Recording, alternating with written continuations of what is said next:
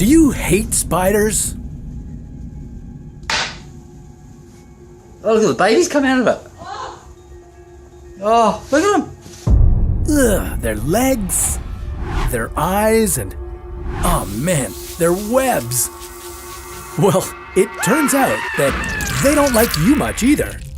Imagine that you've stumbled into the belly of the beast, and now you're trapped in the sticky, horrifying webs of a giant spider.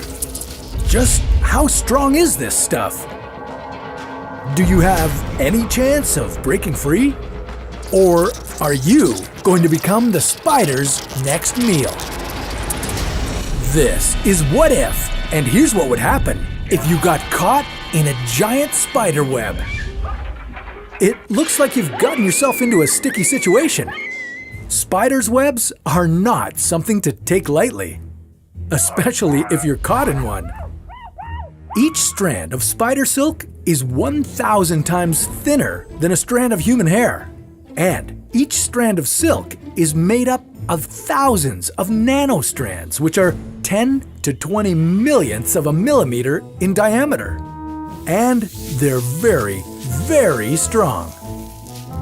I know what you're thinking. 1,000 times thinner than hair? Please.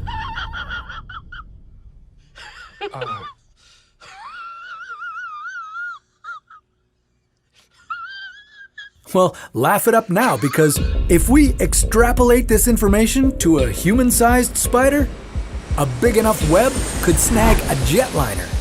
Talk about ordering delivery. Spiders use their silk for making webs, protecting their offspring, and as a way to escape predators. And above all, for catching and wrapping up their prey. Orb webs contain several different kinds of silk and make webs that are strong and rigid. The silk is produced in different glands and has different characteristics depending on what the spider needs. For example, if the spider wants some building material, it will use its major ampullate gland.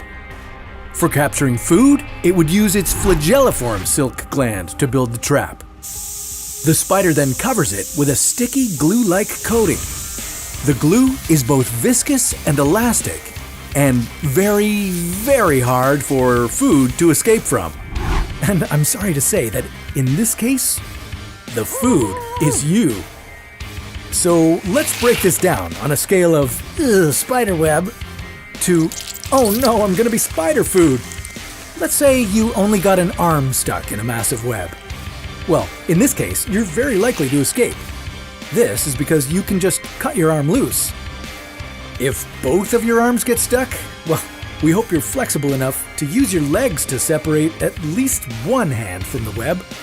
It's also worth noting that now would be a good time to lose your jacket, shoes, and even your pants if they're attached to the web.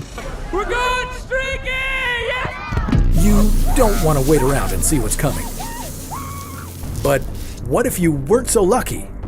What if you managed to get completely snagged and the homeowner of this web of death is lurking nearby? Well, you're not gonna like this next bit of advice, but you gotta trust me on this. I mean, it's not like you have many other options. You wanna make a fuss and attract the spider over to you. Wait, don't go, hear me out. I know, it sounds insane, but it may just save your life. If you're wrapped up like a pig in a blanket, you'll wanna wiggle, scream, and essentially have a tantrum. Now, the spider is going to notice this, as their webs are basically built with motion sensors. Your goal would be to make yourself seem like you're too big or too dangerous to be spider food. And if the spider thinks that you're not worth the trouble, it'll cut you loose. This plan is based on research showing that putting up a fuss is the only way to escape. Scientists at the University of Loughborough say that staying active is the best way to get free from a spider's web. This is why we see some daring escape artists in the world of insects. Well, that's the plan anyway, because it may backfire. If the spider thinks you look tasty, well, it'll just wrap you up even more. This will completely restrict your movement and, well, things won't work out for you. You're either going to be eaten or die of dehydration or starvation from being in the web for so long. Thankfully, we live in a world where natural spider webs aren't capable of catching a human being. That is, unless we artificially engineer some, That isn't funny. or find ourselves with a sudden case of giant spiders. But what if the roles were reversed? What if you didn't get stuck in a spider's web, but a spider got stuck in you? What if a spider crawled into your body? Well, that's a story for another What If.